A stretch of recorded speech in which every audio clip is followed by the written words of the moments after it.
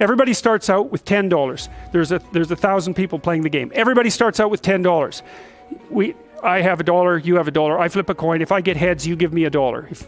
If I get tails, I give you $1. We go around and we trade with everyone. Okay, so the first thing that happens when people start to trade is this. Normal distribution develops, right? Because some people lose and some people win. It's just like the Galton board that I showed you. Okay, so you keep playing. People start to stack up at 0. Watch. Because they lose 10 times in a row. Bang, they're done. 70% of people who complete the Creative Achievement Questionnaire, which indexes lifetime creativity, score 0. So, and 0 is a strange number. 0 isn't like other numbers. And part of the reason for that is that it's difficult to do anything with nothing.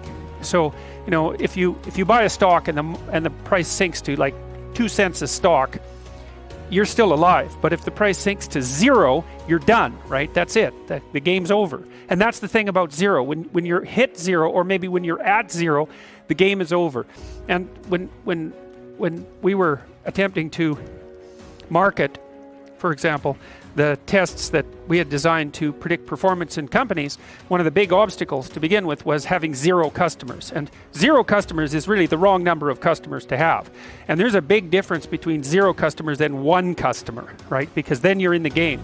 And so there's these weird barriers to moving forward in life. And you see this, there's a poverty trap that's sort of like this too. Like if you're so broke that you can't keep up with paying your bills, it's really, really difficult to get out of that because you can't get a bank account, for example, and you can't pay your rent, and there's economies of scale that you can't take advantage of because you don't have any money at all, and so you can't get going in the game. And then so there's the problem of starting out with 0, which is a big problem and very difficult to get out of. And then there's the problem of falling to 0 if you are in the game, because when you fall to 0, then it's very difficult to get going again. I was thinking about this a little bit more last night, and somebody asked me, I was talking about it with somebody, and he asked me if the Pareto distribution was a necessary consequence of the fact that production is, number 1, measured, and number 2, social. And I thought that was a really interesting question. It's like, do you get a Pareto distribution every time creative output ends up being measured in some way? And even if you can conceptualize it, because it might be, the idea might be that anything that you can assign monetary value to is, first of all, is something you can measure, because assigning monetary value to something is in fact measuring it, right? You're measuring it with money. And then as soon as you assign a monetary value to it, you can trade it, and it also takes on some aspects of a zero-sum game. And most of the things that we talked about with regards to the production of Pareto distributions were measured entities and were trading games as well. So even because I mentioned to you, for example, that number of basketball hoops successfully managed by NBA players is Pareto distributed, but those are measurable with money, because of course you get paid to do it, and it is a social game. And so maybe it is an inevitable consequence of trading in a social game that you produce Pareto outcomes. And then I was trying to figure out why, and I've always had this suspicion that what happens to people is that as they move towards 0, positive feedback loops get set up so they're more likely to hit 0. And as they move away from 0, positive feedback loops get set up so that they're increasingly more likely to move away from 0. So here's an example. Let's say you're not doing too bad, so maybe you're in the middle of the normal distribution, then you lose your job. Okay, and let's say you're a conscientious person.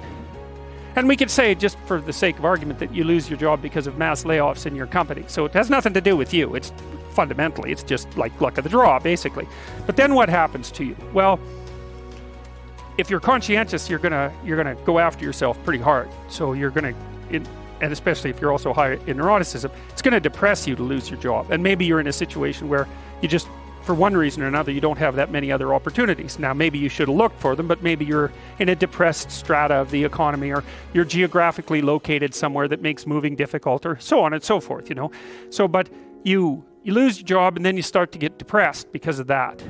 Well, then as you start to get depressed, it decreases the probability that you're going to look for a job, but it also maybe starts to put stress on your family, and it also starts to decrease the probability that you're going to engage in positive social interaction. So now not only are you unemployed and suffering from economic stress, but your marriage is starting to suffer and you're starting to isolate yourself from your friends. And then of course, as your marriage suffers and the stress builds up, then that's going to make you more depressed, and that's going to keep you even farther away from your friends, and that's going to decrease the likelihood that you're going to have enough positive emotion and enthusiasm to look for another job.